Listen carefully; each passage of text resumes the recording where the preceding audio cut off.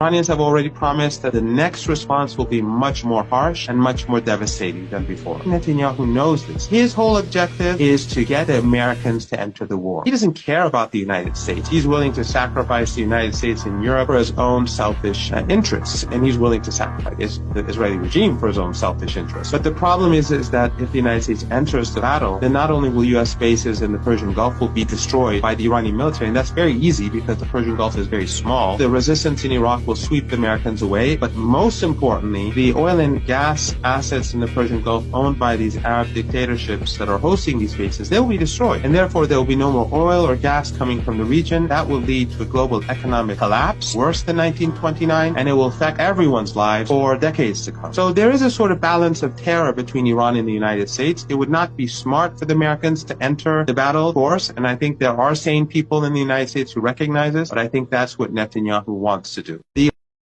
There is absolutely no doubt that Iran will strike back, and it will strike back substantially. But if Iran didn't strike back at the moment, if you called it quits, then this whole spiral of violence might be over. And that's good for everyone, isn't it? That's not what Netanyahu and the people around him are like. These people are carrying out a Holocaust in Gaza. They're vicious. They slaughter people every day. They have no moral boundaries, and they abide by zero commitments. They don't listen to their own allies in Washington who fund the genocide.